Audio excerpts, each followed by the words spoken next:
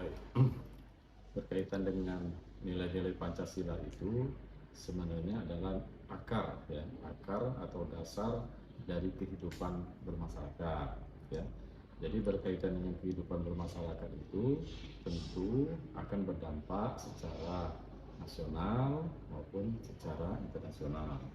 Nah, jadi berkaitan dengan pertanyaan yang pertama tadi, ya tentu itu akan menjadi suatu hal yang penting dan harus bisa diatasi permasalahan-permasalahan itu, karena ini adalah masalah dasar ya, terutama butir-butir dari Pancasila itu, sila 1, sila 2, sila 4 itu sangat mengakar di Indonesia. Ya, penting lah. Karena kedua masalah tersebut mencerminkan hal yang tidak baik, maka generasi selanjutnya akan dikenakan dampak yang tidak baik juga, mempengaruhi etika bagi kaum milenial ya, anak-anak yang akan datang kan. Oke, menurut saya dengan dua masalah tersebut sangat penting dan sangat diperhatikan untuk anak muda sekarang, dan memiliki perhatian lebih juga dari pemerintah terhadap dua masalah tersebut. Menurut saya penting karena kurangnya kesadaran dalam menerapkan Pancasila serta penyalahgunaan teknologi oleh anak muda dapat memengaruhi bagaimana generasi Indonesia yang akan mendatang. Jadi jika generasi sekarang itu tidak baik, maka generasi yang mendatang juga akan kena dampak tidak baiknya juga. Sesuai dengan perkembangan zaman sekarang juga, hal tersebut pasti hal yang sangat penting untuk dibahas. Menurut saya masalah tersebut tentu sangat penting ya, karena dari kedua masalah tersebut itu dapat mempengaruhi etika dan cara berperilaku dari seseorang, baik itu kaum milenial maupun anak muda. Menurut saya sangat penting ya Kak, karena dapat kita lihat bahwa masalah tersebut sudah sering terjadi di Indonesia, khususnya kalangan anak muda, yang bisa menurunkan citra negara Indonesia di negara lain. Jadi bagi saya tuh tentu saja penting banget ya Kak, karena dengan kedua masalah tersebut mencerminkan hal yang tidak baik untuk generasi milenial selanjutnya. Saja penting, karena dengan adanya kedua masalah tersebut dapat mempengaruhi dan serta secara perilaku baik itu bagi kaum milenial. Ya, penting karena masalah tersebut sudah sering terjadi di Indonesia, khususnya kalangan anak muda, dan perlu untuk lebih diperhatikan demi kebaikan dan kemajuan negara Indonesia. Menurut saya penting karena masalah tersebut sudah sering terjadi di Indonesia dan khususnya di kalangan anak muda, dan perlu untuk lebih diperhatikan demi kebaikan dan kemajuan negara Indonesia. Bagi saya tentu saja penting karena dengan kedua masalah tersebut mencerminkan kalau yang tidak baik, maka generasi selanjutnya juga bakalan terkena dampak dari generasi yang sekarang. Bagi saya itu tentu saja penting karena dengan kedua masalah tersebut mencerminkan hal yang tidak baik dan juga mempengaruhi etika bagi kaum milenial. Ya tentu kalau kita berbicara masalah-masalah lain itu tidak terlepas dari memang karakter atau budaya kita ini kan bersifat pluralisme ya, plural. Artinya itu tidak terlepas dari budaya, agama, kebudayaan dan lain sebagainya. Nah tentu dalam hal ini permasalahan yang dihadapi yang dua masalah itu adalah masalah yang sangat penting, mengakar ya, dan harus diatasi segera. Menurut saya kedua masalah ini dianggap penting oleh masyarakat lainnya, karena masalah ini merupakan masalah yang lumayan serius, dan masalah ini yang menentukan sebagaimana nasib generasi selanjutnya masa akan datang. Menurut saya masalah yang pertama itu sangat penting karena cukup banyak diperhatikan dengan kemajuan teknologi sekarang. Anak muda banyak yang tidak atau yang kurang dalam nilai-nilai Pancasila. Menurut masyarakat, kalau menurut masyarakat sepertinya penting, soalnya ini juga berdampak pada ini kan, pada nasib generasi Indonesia yang akan mendatang. Ya, balik lagi kepentingan banget itu sebenarnya kan kita juga melihat bagaimana perkembangan zaman. Kemudian masyarakat pun tidak bisa kita paksa untuk tetap pada zaman mereka. Sedangkan sekarang ini zaman kita, zaman milenial, zaman Gen Z gitu kan. Artinya ya masyarakat pun harus tahu lah bagaimana sebenarnya keadaan yang saat ini dirasakan ataupun dialami oleh Gen Z tersebut. Dan juga masalah yang ada saat ini. Makanya ya masyarakat sendiri pun harus tahu juga ataupun harus juga mengetahui permasalahan yang ada saat ini. Menurut saya itu penting bagi masyarakat. Tentu saja ini sangat penting karena pastinya kita tahu kalau ada masyarakat yang pasti merasa kurang nyaman dengan perilaku anak muda, seperti misalnya dia berpakaian kurang sopan, lalu pakaiannya itu tidak sesuai dengan umurnya. Menurut saya penting sih Kak, seperti pada masalah pertama kurangnya kesadaran pada nilai Pancasila, khususnya pada mahasiswa ya Kak. Kita harus tahu gitu butir-butir nilai Pancasila itu, kita harus paham arti dari Pancasila itu. Tetapi banyak juga masyarakat Indonesia yang masih kurang memahami arti nilai-nilai Pancasila tersebut. Pasti juga dianggap penting oleh masyarakat lain, karena ini lumayan cukup serius dan meresahkan untuk nasib generasi milenial. Saya kedua masalah ini juga akan dianggap penting oleh masyarakat lainnya, karena masalah ini cukup meresahkan bagi masyarakat lain. Seperti cara berpakaian anak muda sekarang yang terlihat kurang sesuai dengan umur mereka dan lain-lain. Menurut saya, masalah pertama kurangnya kesadaran dalam melaksanakan bulir-bulir nilai Pancasila tidak menjadi masalah yang cukup memperhatikan masyarakat, karena cukup banyak masyarakat yang masih kurang memahami nilai-nilai Pancasila. Menurut saya, masalah pertama kurangnya kesadaran dalam melaksanakan butir-butir nilai Pancasila tidak menjadi masalah yang cukup diperhatikan masyarakat, karena cukup banyak masyarakat yang masih kurang memahami nilai-nilai Pancasila.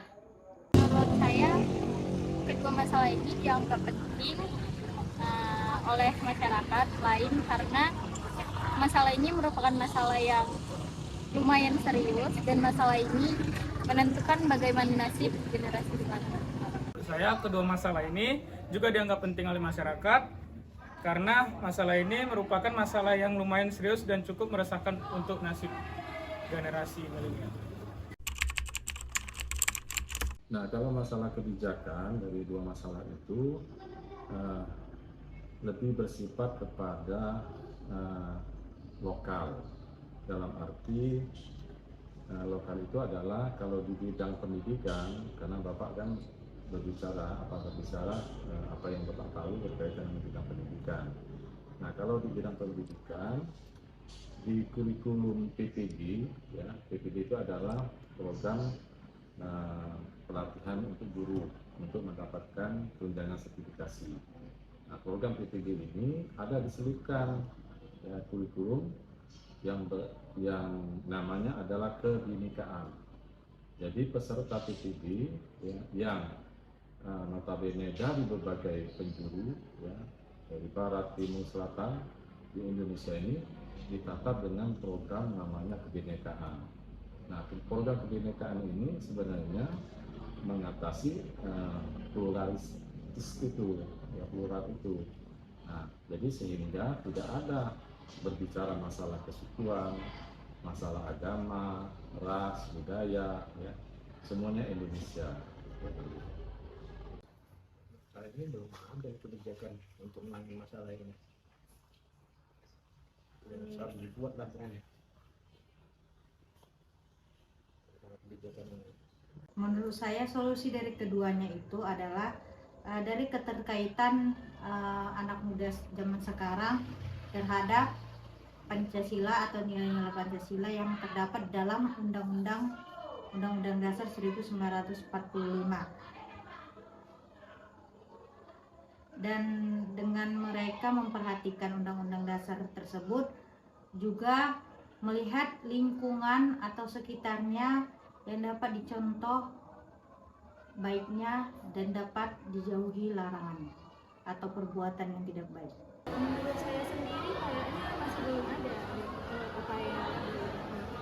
Kalau kita bicara mengenai kebijakan solusi, kita membagi dulu dalam artian ada yang namanya kebijakan undang-undang dan juga ada kebijakan budaya. Jadi kalau masalah tadi ada etika bicara anak muda segala macam, sebenarnya itu sudah diatur dalam budaya mereka gitu. Artinya ya kita juga tahu di sendiri kan ada banyak adat budaya segala macam, dan juga itu sebagai patokan dari Indonesia dalam artian etika dan moral itu sudah ada pada budaya mereka gitu. Jadi itu merupakan aturan yang harus sudah diturunkan dari generasi ke generasi. Jadi mungkin saat ini aturan itu sudah ada, dalam artian sudah melekat lah pada mereka saat mereka lahir. Itu untuk etika. Nah, namun kalau misalkan dipelanggaran di media sosial, iptek tadi, kalau itu sudah diatur pada undang-undang, yaitu undang-undang ITE. Jadi sebenarnya undang-undang itu sudah juga berjalan, namun mungkin beberapa ada yang salah artikan, dalam artian ya setelah ada yang undang-undang ITE, ada yang menganggap keterbatasan cara. Jadi itu juga merupakan sebuah cerminan permasalahan baru setelah ada yang tersebut gitu. Jadi menurut sendiri kalau masalah aturan itu sudah ada pada undang-undang dan juga ada pada budaya mereka sendiri. Menurut saya belum ada sih, tapi kalau ada pun mungkin jarang. Pada permasalahan pertama sudah ada sih Kak, kayaknya kita bisa lihat dari Undang-Undang Dasar 1945 yang untuk permasalahan kedua sudah ada solusi, tapi itu dapat kita ambil dari diri sendiri atau lingkungan sekitar agar bisa mendapatkan solusi dari permasalahan itu. Jadi kebijakannya dari kita sendiri gitu. Kesadaran sendiri. Ya, kesadaran sendiri. Menurut saya belum ada sih sampai sekarang. Belum ada ya Kak? Belum ada kebijakan. Menurut saya belum ada kebijakan atau solusi yang menangani kedua masalah tersebut yang disebutkan tadi. Untuk masalah pertama, kebijakan ataupun solusi untuk menangani masalah pertama sudah ada dan beberapa terdapat pada Undang-Undang Dasar 1945. Sedangkan untuk solusi dari masalah kedua, menurut saya itu berasal dari diri sendiri maupun lingkungan sekitar. Jika sudah memahami nilai-nilai Pancasila, maka itu akan menjadi solusi dari kedua masalah tersebut. Contoh solusi atau kebijakan yaitu memberikan nilai-nilai Pancasila melalui pembelajaran serta memanfaatkan kemajuan teknologi. Menurut saya belum ada solusi atau kebijakan untuk menangani masalah itu. Menurut saya kebijakan atau solusi untuk menangani masalah ini belum ada. Ya, kebijakannya harus dibuat menurut saya untuk meningkatkan pendidikan dengan nilai Pancasila di sekolah-sekolah, di perguruan tinggi, di madrasah pun atau di mana pun dapat memperkuat pemahaman tentang nilai-nilai Pancasila. Dapat meningkatkan pengawasan terhadap penggunaan teknologi, terutama untuk anak-anak muda yang zaman sekarang ini lah. Ini bisa dilakukan seperti pembatasan SK konten yang tidak pantas. Sosialisasi mengenai penggunaan teknologi serta menghapus konten-konten yang tidak bermanfaat dari teknologi itu sendiri, seperti kayak konten judi, pornografi, dari hal-hal yang tidak baik. Salah satu caranya itu kita bisa membuat sosial media. Nah, kita tahu kalau sosial media itu punya akses jaringan yang luas. Jadi, misalnya kita memposting suatu informasi tentang nilai-nilai Pancasila, itu pasti akan menyebar dengan cepat dengan sendirinya.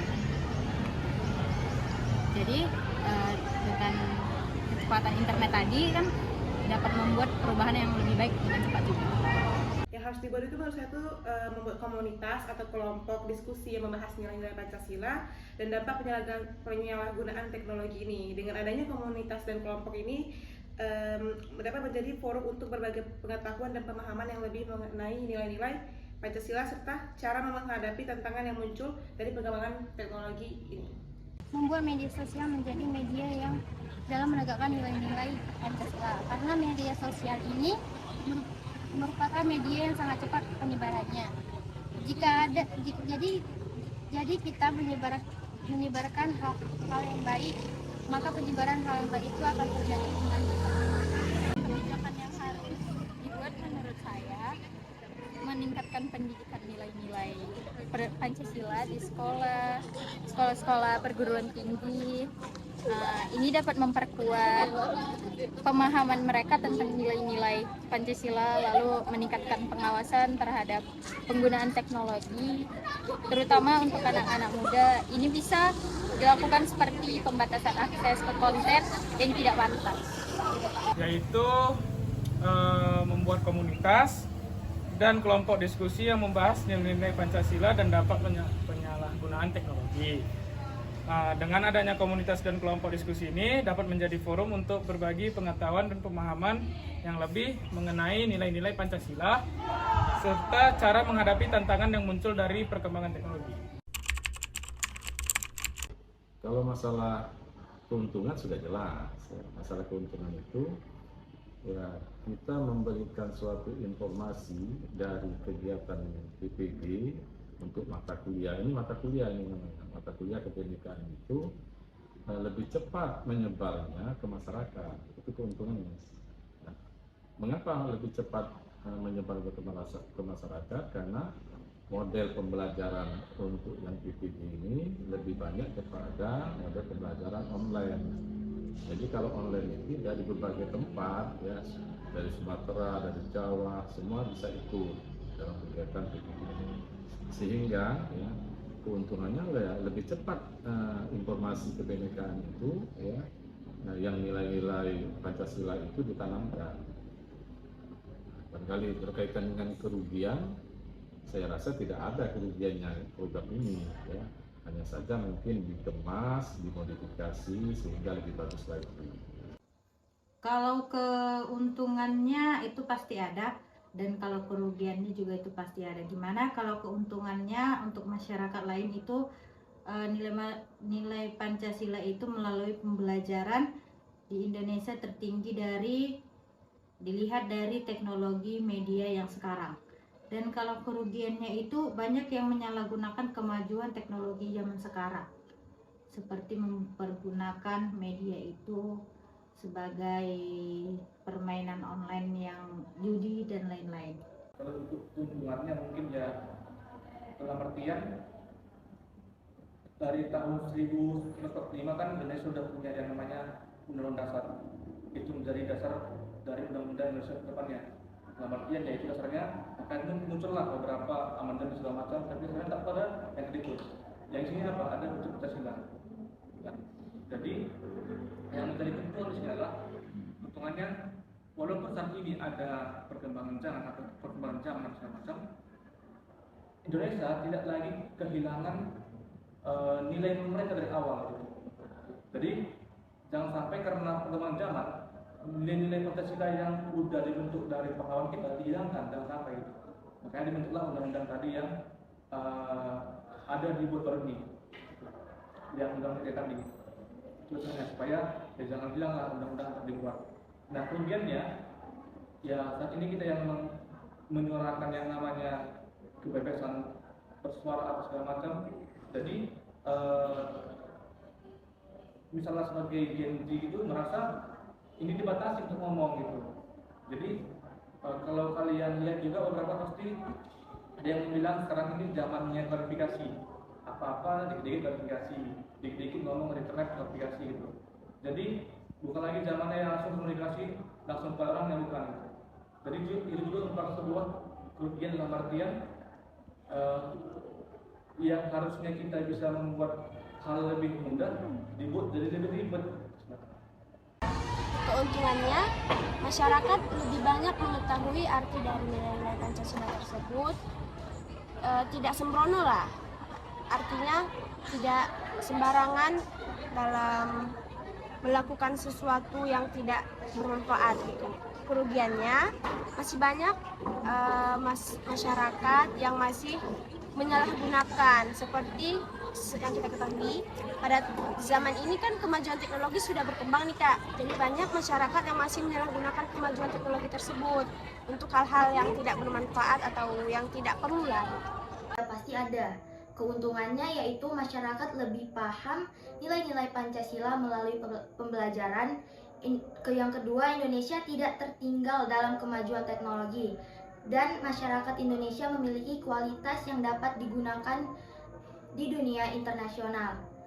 Kalau kerugiannya, banyak yang menyalahgunakan kemajuan teknologi sehingga beberapa sampai merugikan Indonesia. Etika anak muda di Indonesia yang tidak sesuai dengan Pancasila. Kalau diperbarui, bukan diperbarui, dikembangkan lagi, ya, bukan merubah. Jadi menurut pandangan Bapak terkait dengan mata kuliah kebinekaan yang diselipkan dengan kurikulum PTG itu, ya, perlu dimodifikasi lagi, ya, dalam arti mungkin keberagamannya, ya. Nah, salah satu contoh dari kebinekaan itu, kami sebagai instruktur diberikan suatu arahan atau dalam bentuk pelatihan bagaimana menatar mata kuliah kebinekaan ini secara online dan secara offline. Nah, kalau secara online itu kami diberikan suatu pengetahuan terkait dengan ada gambar itu dari berbagai negara, berbagai suku. Nah, nanti dari gambar itu secara online, GIF dalam bentuk GIF, ya, GIF-nya itu dari gambar ini nanti ada nama negaranya, misalnya gambar orang Cina. Nah, itu ada ininya, pilihannya, oh Cina. Nanti ada orang Arab, oh ini orang ini Arab, misalnya gitu. Jadi GIF-nya itu kalau seandainya salah menempatkan, ya gambarnya itu balik lagi. Jadi dalam bentuk permainan gitu. Jadi kalau anak-anak SD barangkali atau SMP mungkin bagus itu dalam bentuk permainan, ya. Nah, siapa yang menang misalnya dikasihkan suatu bonus atau penghargaan dan sebagainya, itu bagus ininya programnya. Barangkali itu terkait dengan permainan. Menurut saya kalau kemungkinan untuk diperbarui itu ada, dan itu kebijakan dari pemerintah mengenai nilai-nilai Pancasila yang akan diperbarui dengan kemajuannya teknologi sekarang. Nah, kalau kita masalah ada kemungkinannya, pastinya yang namanya undang-undang itu pasti bakal bisa diamandemen. Jadi itu sendiri pertimbangannya ada kemungkinan, tetapi lagi kita melihat di mana urgensinya. Jadi kalau dari MK sendiri mengatakan ini urgensi untuk dibahas, dan ada pun nanti dari MK ingin mengubah undang-undang semacam, yaitu melihat dari urgensinya gitu. Jadi kalau masalah undang-undang ini kemungkinan bakal ada berubah, tapi yang perlu diperhatikan di sini adalah supaya jangan sampai menghilangkan nilai Pancasila yang berada di dari tahun 1945. Menurut saya kemungkinan kebijakan itu akan ada diperbarui Kak, karena kan kita lihat zaman kan udah berubah nih Kak, pasti kebijakan juga bakal ada berubah gitu, nggak mungkin stuck di situ-situ aja gitu dari pemerintah atau dari masyarakat setempat. Menurut saya kemungkinan kebijakan untuk diperbaharui pasti ada, dan tentunya untuk kebijakan yang lebih baik dari sebelumnya. Untuk perbaruan kebijakan itu dilakukan oleh lembaga-lembaga yang berwenang, yang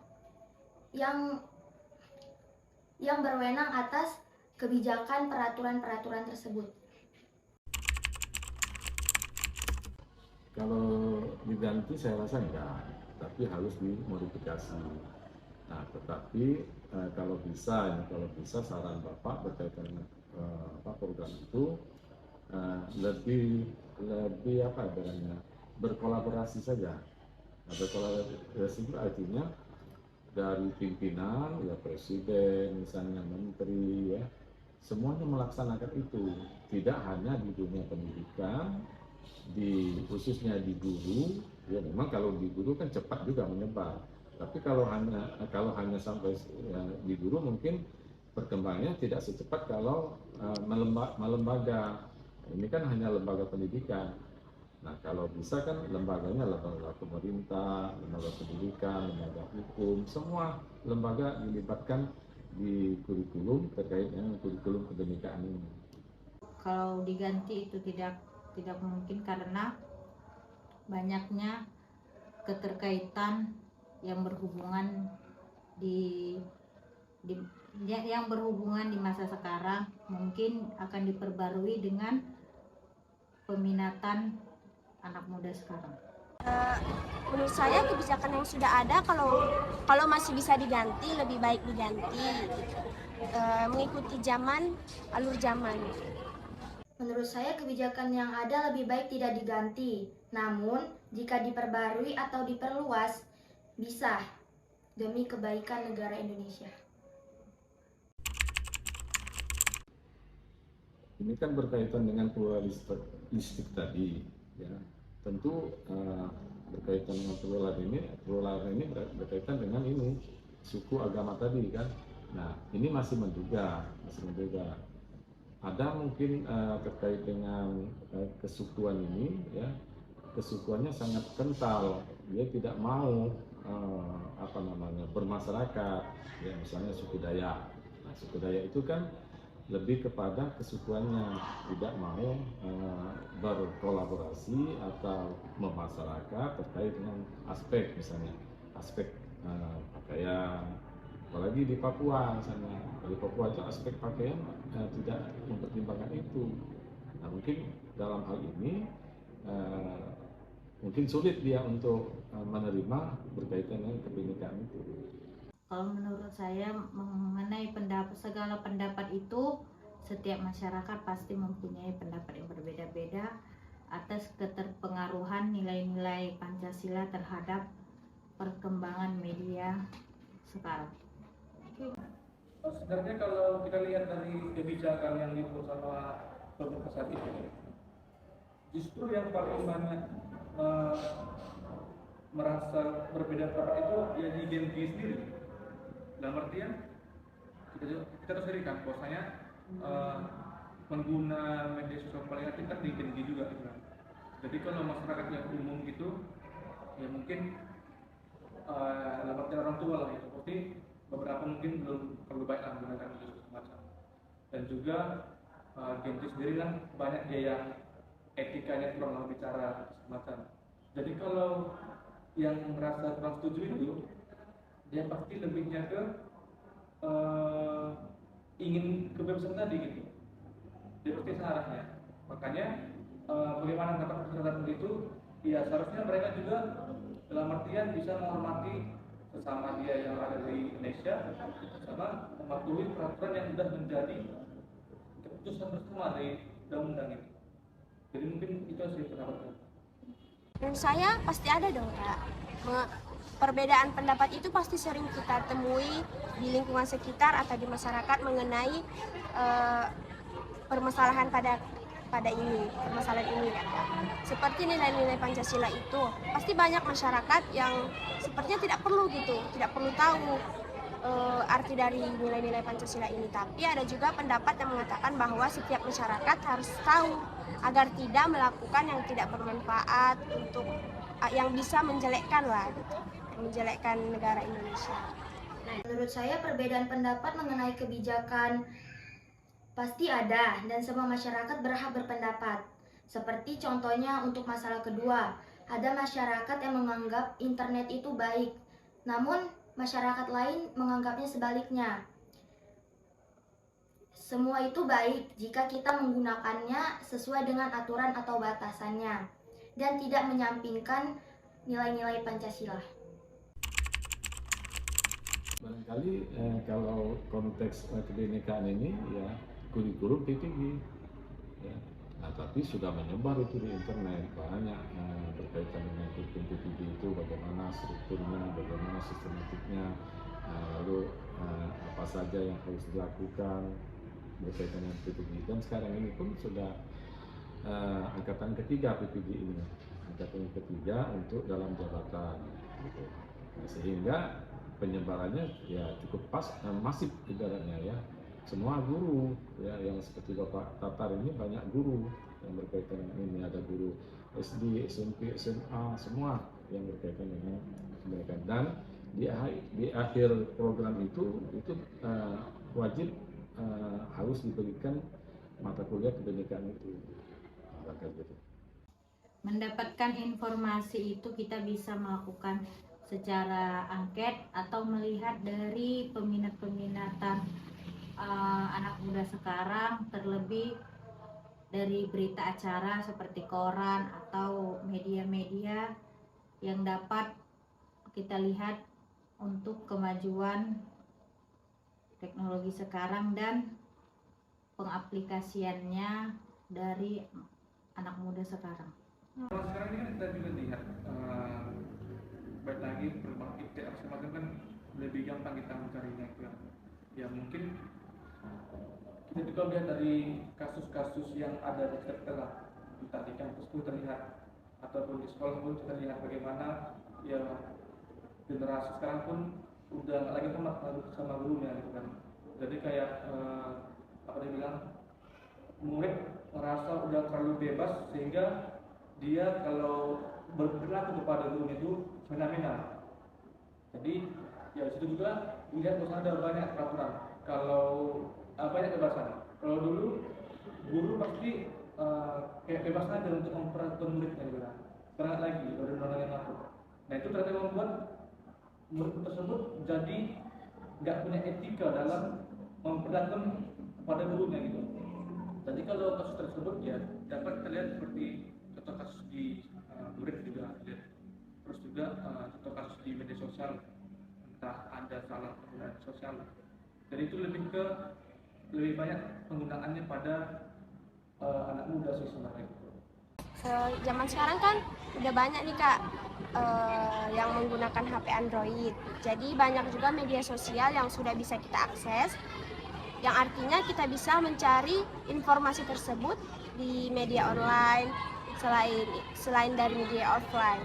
Karena kemajuan sekarang pun kan Kak udah lebih ke Android kan, udah lebih ke online gitu. Jadi kita bisa akses di mana aja.